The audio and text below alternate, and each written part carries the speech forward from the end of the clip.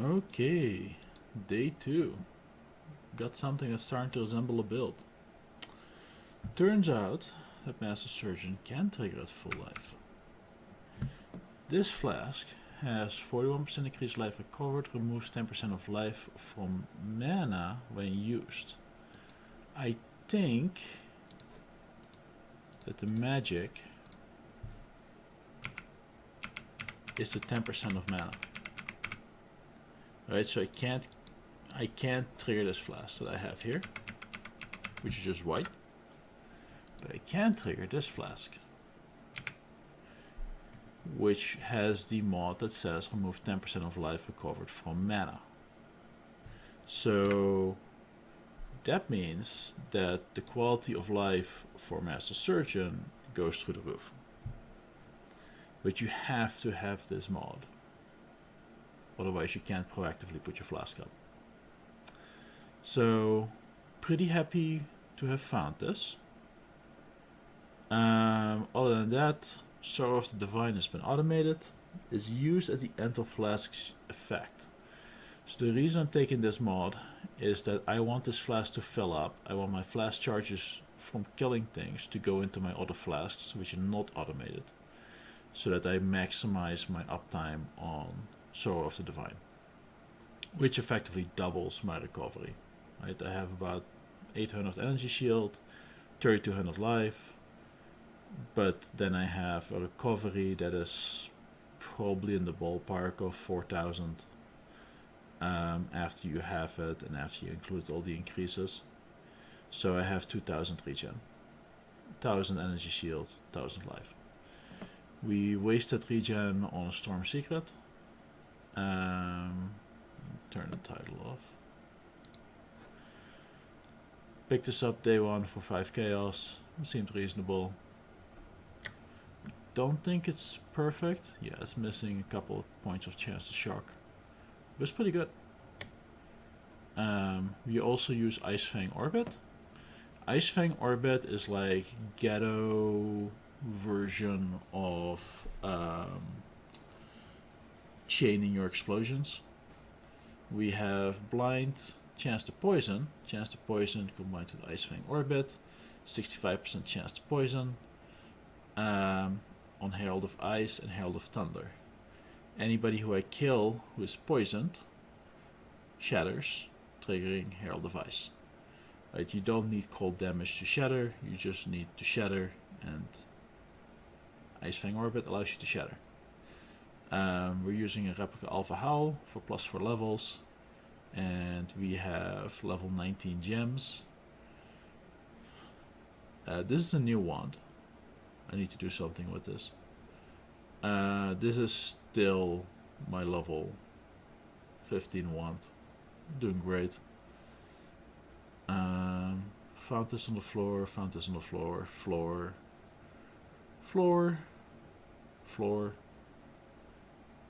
Mostly sell floor gear.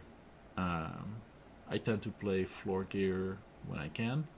I usually only buy the things that are just too much pain in the ass to farm. So let's try a tier 6. I've been filling out my white maps. I'm missing like 4 or 5, but it's time to move on. Alright. And once you get the crits going, then, or not the crits, you don't need crits. You just need to get enough hits. This is not a good map for me. Because I really want things to be more compact, which is also why I spec'd into strong boxes. I am LE Reflect immune, so that helps as well. I do have the double Arcanist strongbox content, so don't get too excited. And this is definitely a little bit slower. Tier 5s I can run through relatively quickly. I don't really have much of an issue there. This is slowing me down. Like, I wouldn't be able to push a Delirium through all the way, whereas the tier 5 I can. So I definitely have a ways to go with my gear in that regard. Yeah, and as you can see, it's relatively easy to keep my flask up. I can proactively use my life flask, which is a massive, massive benefit. The quality of life is so much higher. Other than that, build seems to be doing just fine. I will be switching soon, I hope, to doing weirder stuff with Val skills, because Val skills are very much back on the menu this league. One of the biggest issue with Val skills is that you need a good way to reduce the cooldown recovery. Not cooldown recovery, it's not what it's called. Soul gain prevention. And some skills have a good interaction there, and some skills have garbage interaction there. Because some skills tell you that, hey, if you have skill effectuation, your soul gain prevention goes down as well. An example of this is Val Firestorm. The other thing that's interesting about Val Firestorm is Val Firestorm has quite the wind up.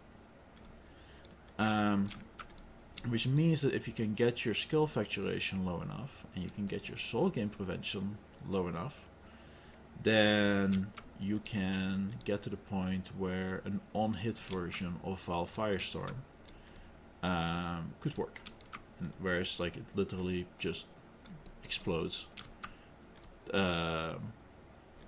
slow enough that the cast gains souls from the kills it makes. Then the next step is, getting all your other mods figured out properly, which is definitely going to take some time to do.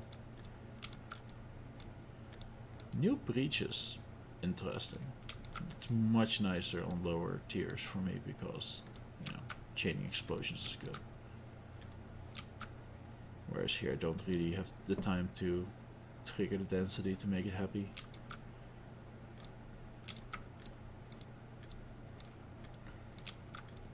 But yeah, say it's working fine for where I'm at right now.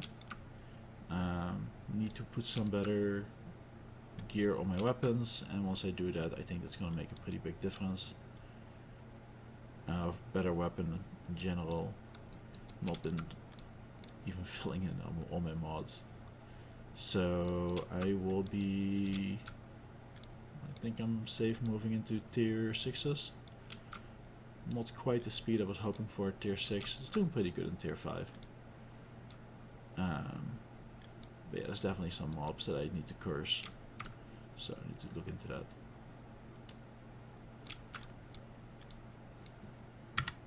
Well, and this is how you can kind of sort of get out of Bombry low tier behavior.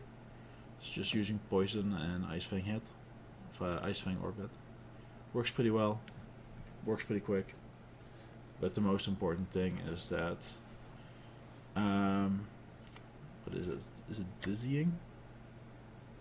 Yeah, the dizzying chain of mods, which removes life from mana, combined with Sorrow of the Divine, means for very nice proactive recovery of a few thousand seconds, which is usually fine.